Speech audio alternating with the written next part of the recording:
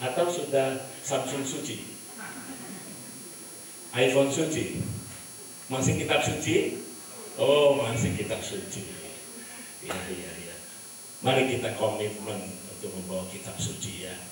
Kalau di Semarang, saya sering mengingatkan dengan cara mengajak mereka menghafal 2 janji. Pertama, janji percaya firman Tuhan. Alkitab adalah firman Tuhan yang tidak dapat salah, yang menuntun kita kepada keselamatan yang kekal. Yang kedua, saya komitmen membaca Alkitab setiap hari.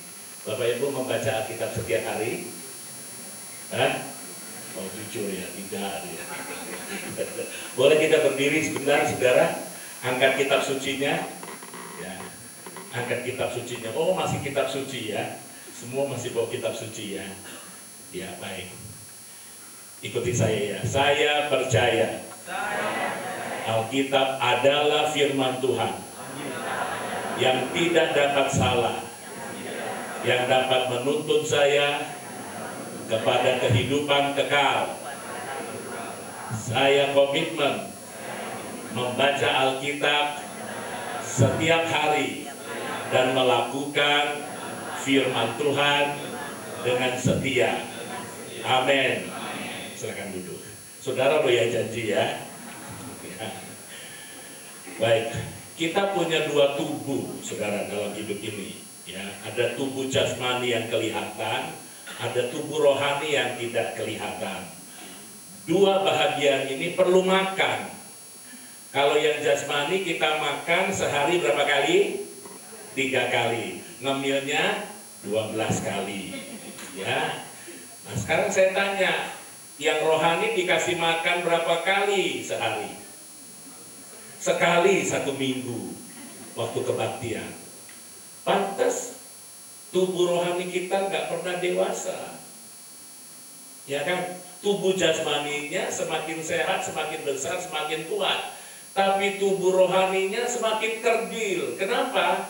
Karena makan rohaninya cuma seminggu sekali. Kalau saudara mau sehat rohani, mesti baca firman Tuhan, makan makanan rohani setiap hari. Lakukan itu dengan setia. Saya percaya akan ada pengalaman-pengalaman luar biasa bersama dengan Tuhan. Katakan amin. Puji Tuhan ya. Baik, saya perkenalkan keluarga saya ini, Bapak Ibu. Saya datang juga dengan istri, dengan anak saya nomor 2 ya. Tinggal tunggu wisuda di Karawaci ya. Yang satu sekarang sudah sementara pendidikan sekolah tinggi Alkitab kelas Batu, sekolah tinggi Alkitab Batu kelas Semarang, ya, yang mendampingi pelayanan.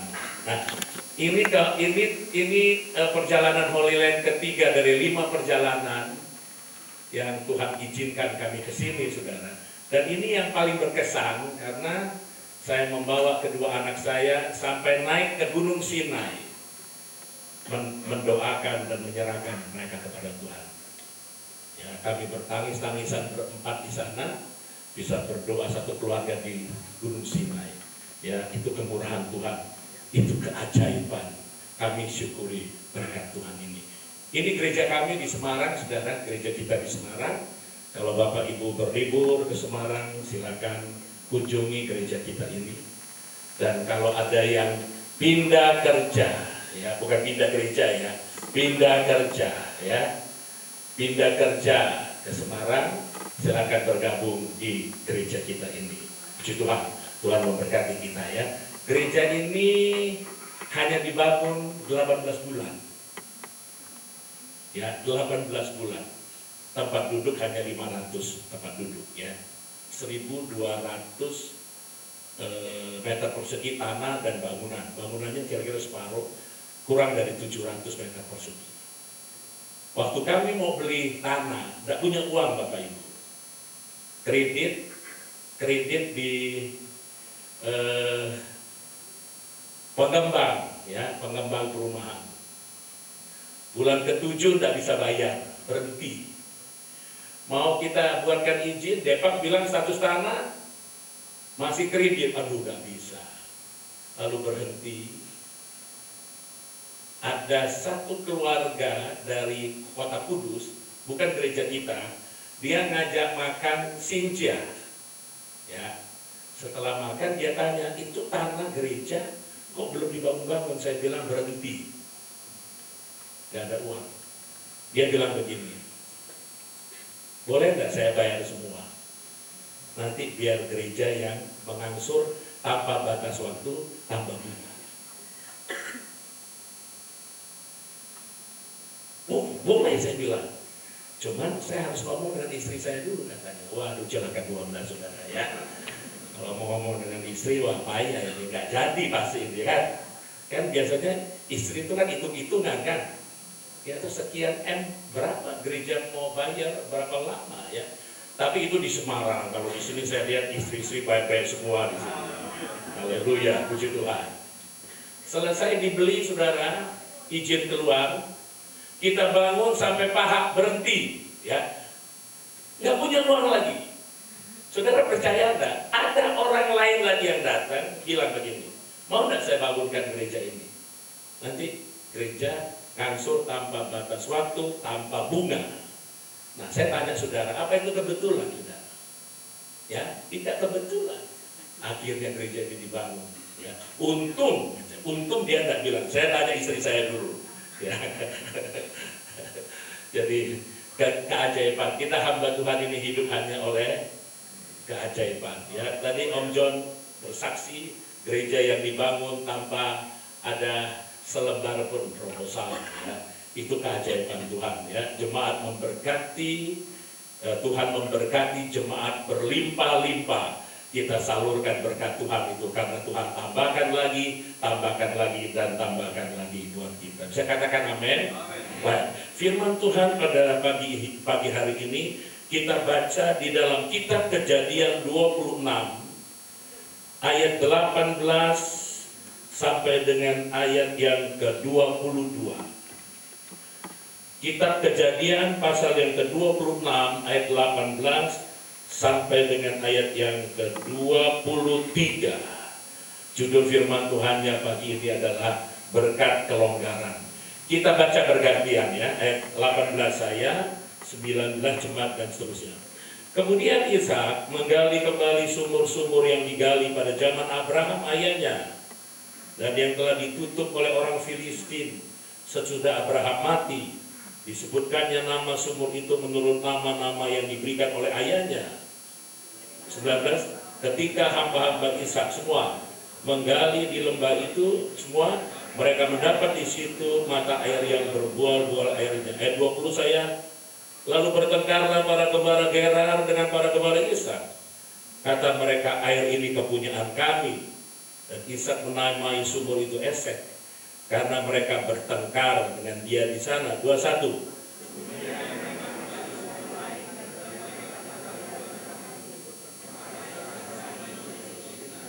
Ia pindah dari situ dan menggali sumur yang lain lagi. Tetapi tentang sumur itu mereka tidak bertengkar.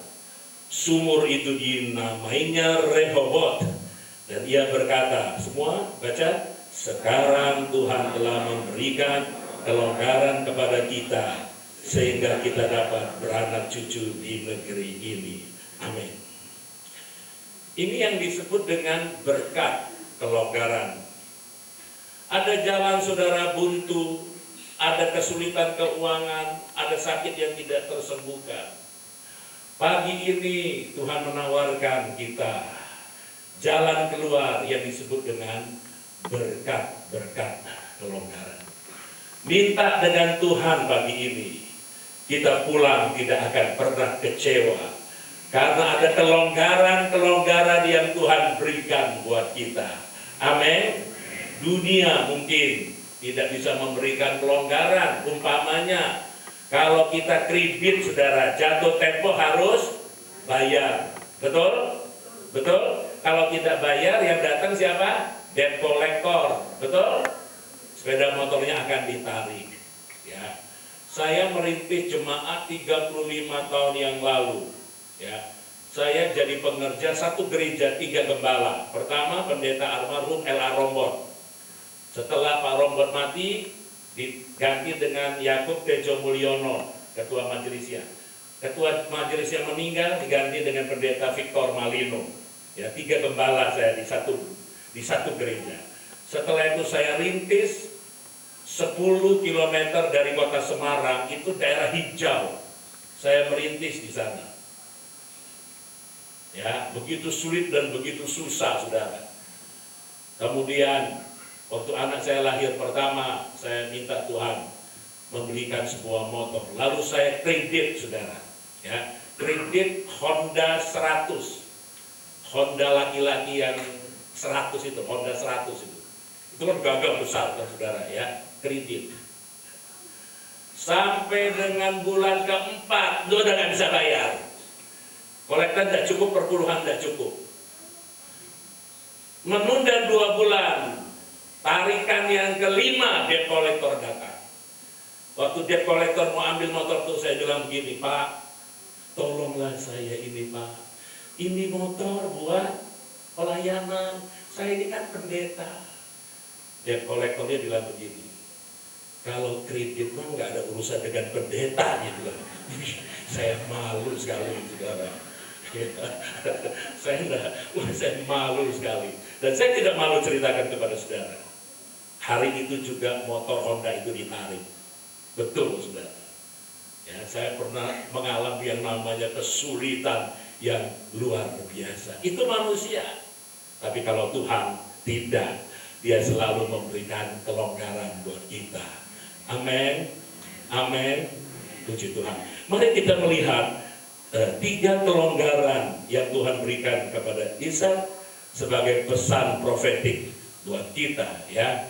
Berkat kelonggaran yang pertama, next. Ya. Janji bebas dari rasa lapar dan sakit. Mari kita lihat Kejadian 26 ayat 1. Maka timbullah kelaparan di negeri itu. Ini bukan kelaparan yang pertama yang telah terjadi pada zaman Abraham. Sebab itu Ishak pergi ke Gerar kepada Abimelek, raja orang Filistin. Lihat, ya. Lihat, Alkitab berkata, itu bukan kelaparan yang pertama. Ini kelaparan yang kesekian kali dan juga pernah dialami oleh Bapak Abraham di Kejadian pasal 20. Jadi ini pengulangan. Alkitab kita berkata bahwa tidak ada sesuatu yang baru di dunia ini, kata kitab Pengkhotbah. Semua hanya pengulangan. Jadi kalau kita menghadapi kesulitan itu bukan hal yang luar biasa. Kesulitan itu hal yang biasa. Sebab Alkitab berkata, 1 Korintus 10:13, pada waktu kita dicobai, kita akan diberikan apa? Jalan keluar. Betul? Nah, itu yang saya sebut, yang kita sebut pada pengalaman Ishak, jalan keluar itu adalah berkat kelonggaran. Ya. Ada yang sedang sakit hari-hari ini. Minta Tuhan memberikan berkat kelonggaran. Amin. Tadi pagi saya cerita mama saya. Ini sekarang saya cerita papa saya. 8 tahun yang lalu kena ginjal akut, ya.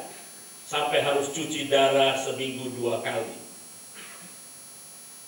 Tapi dia mengalami mujizat Tuhan, saudara. Ketika kami berdoa, dia bilang begini, kalau Tuhanmu bisa menyembuhkan saya akan ikut Tuhanmu. Ya, dia masih kelenteng karena kami keturunan Totok, saudara, ya, dari Kalimantan Barat, Totok sekali. Ya, kalau kita lihat dari atas itu, umpamanya kota Singkawang, itu kelenteng ujung dengan ujung seperti ekor dan kepala naga. Ya, waduh, itu betul-betul daerah yang sangat kuat dengan kepercayaan agama lamanya. Jadi mama papa saya itu sudah turunan dan tidak ada keluarga Kristen di rumah tangga saya. Tidak ada, saudara. Ya, sampai akhirnya saya menjadi seorang Kristen, kemudian sekolah Alkitab. Waktu saya sekolah Alkitab, mama saya bilang begini, nggak ada keluarga kita yang Kristen, apalagi pendeta. Kamu tahu enggak? Mama lahirkan kamu itu pada hari ke-15 setelah Sinja. Biasanya kita makan lontong opor ya. Apa itu namanya? Iya, Cap Gome. Ingat kamu ya, setiap Cap Gome itulah hari kelahiranku. Dan di desa kita, dia bilang, saudara, dia cerita, kalau anak lahir hari Cap Gome, itu besarnya kalau jadi tatung, itu sakti. Tatung itu apa? Loktung. Loktung itu apa? Yang kesurupan setan itu loh Bapak Ibu. Itu kalau dia kesurupan setan keluar pada tanggal 15 setelah Sinja, itu dia bisa kuamia, bisa ngelamar ngelamar nasib orang, dan bisa kasih kode-kode taruhan sepak bola, ya, MU yang menang atau Chelsea yang menang. Oh, hebat sekali saudara ya. Jadi waktu saya sekolah, kita mama saya bilang, aduh kamu kok jadi begini. Mama saya baru meninggal hari Minggu yang lalu. Ya, hari Minggu yang lalu. Saya minta dokter izin masukkan HP. Saya di Semarang, mama saya di Rumah Sakit Immanuel Bandar Lampung. Dokternya dokter baptis ya, baik sekali. Silakan Pak Pendeta memasukkan HP. Itu mama sudah saat terakhir ya. Dia tarik nafas panjang di streaming. Saya bilang, mama buka hati terima Yesus. Mama buka hati terima Yesus. Saya suruh dia panggil Yesus, Yesus. Yasu, Yasu, Yasu, Choiko ngai. Yasu, oh Bapak Ibu ketawa ngerti ya? Ngerti dia, oh gitu ya. Choiko ngai, Choiko ngai. Dia tarik nafas panjang. Berhenti dia nafasnya. Waduh, ajaib saudara. Saya pulang hari Minggu itu juga malam, kemudian Rabu kita makamkan dengan upacara gereja, saudara. Ya, dengan upacara gereja. Puji Tuhan, saya doakan mama saya samsit engnya. Berapa tahun? Wih, ada yang tahu ya bahasa Ibrani ya? 35 tahun. Saya doakan mama saya. Hari Minggu yang lalu dia berhenti nafasnya. Terima Yesus sebagai juru selamat. Tuhan memberikan pelonggaran buat dia dan tidak ada yang mustahil bagi Tuhan. Papa saya disembuhkan. Mama saya 5 tahun yang lalu kena stroke, ya, juga ditolong Tuhan sampai pada hari Minggu yang lalu dia menghembuskan nafas yang terakhir. Dia terima Yesus sebagai juru selamat. Ada yang sakit pagi ini, ya, mungkin dokter sudah bilang sama suamimu, kasih saja istrimu makan enak. Ya, dia mau makan kaki babi kasih. Ya, cupyo kasih, cubi kasih, cunyuk kasih. Ya. Kaki ayam kasih, kaki meja kasih. Kalau sudah begitu udah pasti udah mau mati kan? Ya, mungkin dokter sudah bilang begitu. Tapi pagi ini saudara bilang, Tuhan terima kasih, Engkau kasih saya berkat dan longgaran. Syaratnya cuma 2, next, ya, syaratnya cuma 2. Jangan pergi ke Mesir, ayat 2, dan diamlah di negeri yang dikatakan Tuhan. Jangan cari pertolongan manusia, carilah pertolongan Tuhan. Ada teman saya, saudara, dia mau menikah, dia buka percetakan kecil-kecilan di Jakarta. Waktu dia mau menikah, calon mertuanya minta apartemen. Hebat sekali calon mertuanya ini ya. Padahal sama-sama satu gereja. Lalu karena dia sudah cinta sama calon istrinya, mau kasih apartemen, nggak punya uang, akhirnya temannya dia itu ngajak ke Gunung Kawi. Berangkatlah mereka dua orang itu bawa mobil ke Gunung Kawi. Dia cerita, dia ketemu dengan penunggu Gunung Kawi itu. Si Mbah hanya tanya begini, mau apa kamu di sini? Kekayaan, Mbah. Oke, saya akan kasih kamu kekayaan. Satu syarat saja. Apa Mbah syaratnya? Nggak usah tanya, mau kaya apa enggak? Nggak usah tanya syaratnya. Waduh, kalau nggak tanya syaratnya kan honghyam gitu ya, bahaya ya. Udah mau pulang aja, temennya itu jadi temennya jadi setan buat dia ya. Udah tanggung nih, ya. Udah 2 malam kita jalan ini, masa sudah sampai di sini kita pulang? Udah bilang iya aja lah, terserah dia udah. Akhirnya teman saya itu bilang, iya Mbak, oke, kamu pulang malam ini nggak boleh mampir-mampir di mana-mana, langsung ke Jakarta ya. Ya. Syaratnya apa Mbak? Anakmu 2 buat saya. Anakmu 2, belum kawin loh saudara. Anakmu 2 buat saya. Ya, nggak tanggung-tanggung mintanya 2 lagi saudara. Sudah nggak bisa protes, pulang dia ke Jakarta. 3 bulan pertama usaha percetakannya jadi besar. Ada temannya yang sudah lebih dahulu kaya, kasih dia uang, bangun. Waktu dia mau menikah saudara, mungkin nggak tahu hati-hati dia bawa mobil, ya di jalan bebas hambatan, mobilnya ditabrak beradu dengan trotong, masuk ke bawah, mobil sedan, separuh badannya itu terserempet ya, mobil bawah itu. Mereka bawa ke rumah sakit Pertamina, dokter lihat sudah tidak ada, dorong ke kamar mayat. Sementara orang tua adik-adiknya nangis, Tuhan, tolong. Teman saya itu cerita waktu dia didorong ke kamar mayat, ya dia cuma lihat salib ya. Lalu dia berdoa begini, Tuhan, kasih saya kesempatan hidup, biar cacat, saya akan perbaiki hidup saya. Biar cacat tidak apa-apa. Jadi waktu sudah sampai di kamar mayat Pertamina, ya, kok adik-adiknya lihat badannya bergerak-gerak lagi. Mereka teriak, dokter, kok saya belum mati dokter. Bawa ke ICU. Selamat dia saudara ya. Cuman separuh badannya mati dan dia harus duduk di kursi roda. Kemana-mana dia bersaksi bahwa Tuhan itu baik. Bergantung dan cari hanya Tuhan saja. Jangan cari dan minta pertolongan yang lain. Ya, kepada siapa kita minta tolong dalam kesulitan yang kita hadapi? Minta tolonglah kita kepada Tuhan. Karena iblis tidak pernah berhenti mencobai kita. Ya, coba kita lihat Matius pasal 4, tapi kita baca yang Lukas saja ya. Lukas pasal 4. Saya mau perlihatkan kepada Bapak Ibu bahwa kesulitan pencobaan itu tidak pernah berhenti setelah Yesus.